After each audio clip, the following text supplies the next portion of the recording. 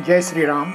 आत्मीय जनों, हमने अश्विनी कुमार को केवल सुना, उन्हें पौराणिक ग्रंथों में पढ़कर उनके प्रति आस्था जताई। हमने समुद्र मंथन से निकले धन्वंतरि को आयुर्वेद का प्रवर्तक मानकर उनकी पूजा की, उनसे प्रेरणा ली, उनसे आशीर्वाद प्राप्त किया। हमने चरक, सुश्रुत ऐसे अनेकानेक औषधि विज्ञानियों की चर्चा की, उनके जीवन से प्रेरणा ली।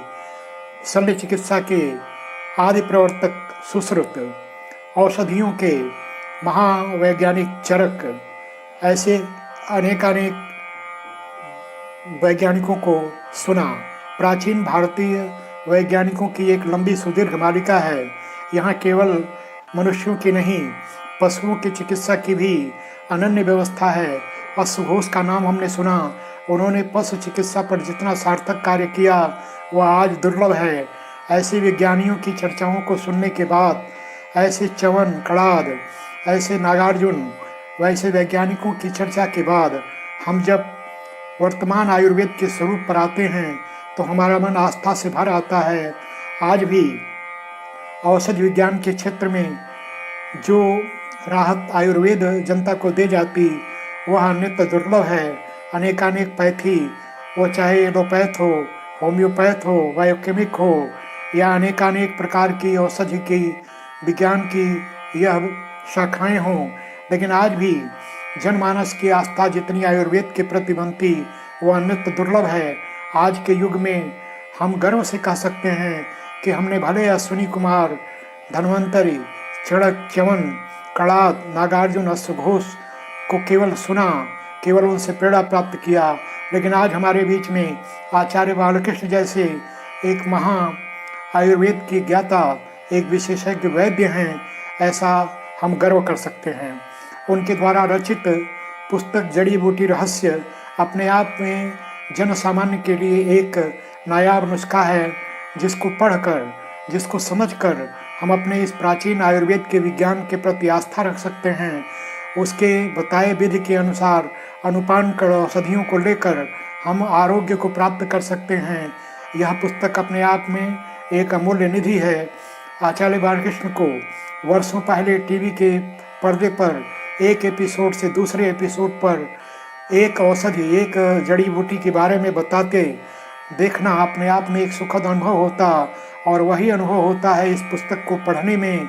इस पुस्तक की जितनी प्रशंसा की जाए कम है। इसका कागज अत्यंत उत्तम श्रेणी का, इसमें छपे चित्र अत्यंत सजीव जैसे बोर्ड पढ़ते हों, और इसमें प्रयोगों के आधार पर बड़ी सुंदर विधि से उस जड़ी बूटी से सबको परिचित कराया गया है। संस्कृत का एक सुभाषित है, अमंत्रम अक्षरम नास्ति, नास्ति मूल मनौषधम, अयोग्य पुरुषो नास्ति, योजकस्तत्र दुर्लभः। ऐसा कोई वर्ण नहीं जिसमें कि मंत्र की शक्ति न हो, ऐसी कोई जड़, ऐसी कोई वनस्पति नहीं जिसमें औषधि का गुण न हो, ऐसा कोई व्यक्ति नहीं जो अयोग्य हो। यदि कहीं कमी है तो उसकी योजना करने वाले की कमी है, और ऐसे ही महान योजक हैं आचार्य बालकृष्ण।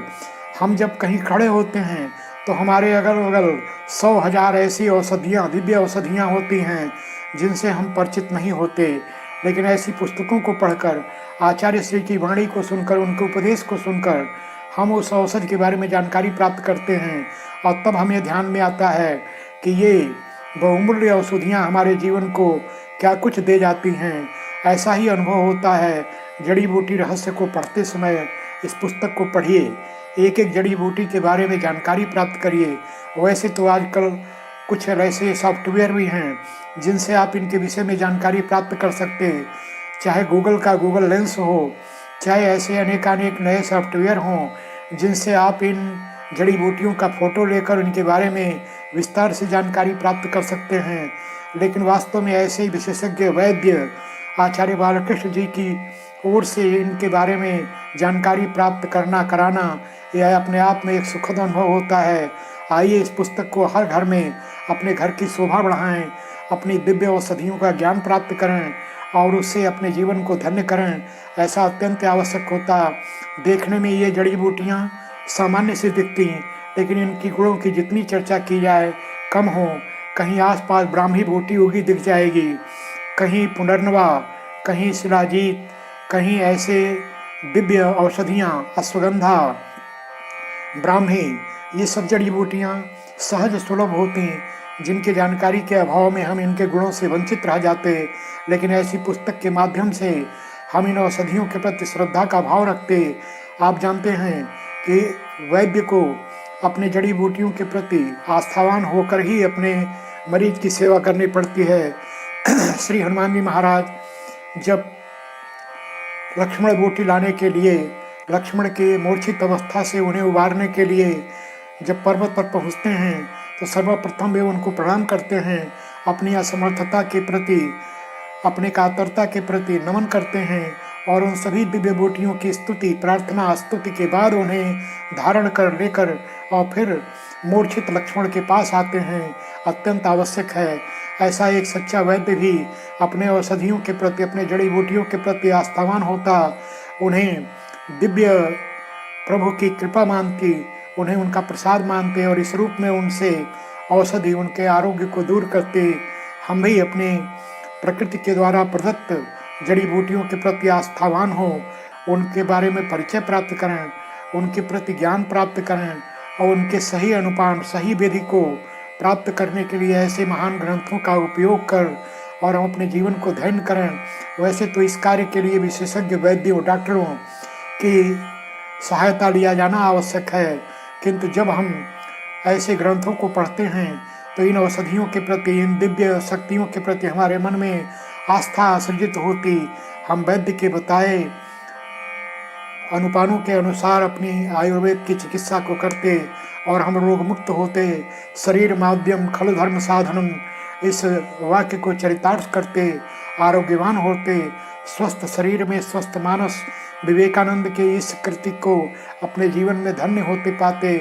आइए हम सब इस महान वैद्य आचार्य बालकृष्ण की इस पुस्तक जड़ी बूटी रहस्य को हर घर की शोभा बढ़ाएं, उसके अध्ययन को कर उसके प्रति अपने प्रकृति के जड़ी बूटियों, सामान्य प्रकृति के उपहार को जानें, समझें, आयुर्वेद के प्रति आस्थावान हों और इस प्रकार आरोग्यवान होकर 100 वर्ष जीवेम सरदा सतम, इस प्रार्थना को चरितार्थ होते देखें।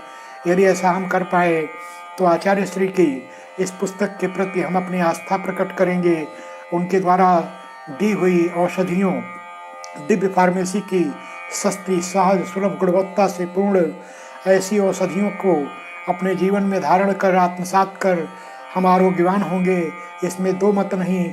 आज इस क्षेत्र में, आयुर्वेद के क्षेत्र में एक से एक बड़ी कंपनियां, एक से एक बड़े क्षेत्र वैद्य कार्य कर रहे हैं, लेकिन उनकी भीड़ में भी अपने अलग ढंग से कार्य करने के कारण दिव्य फार्मेसी, आचार्य बालकृष्ण जी, स्वामी रामदेव जी और इस प्रकार के लोग इस कार्य में जुटे हुए हैं।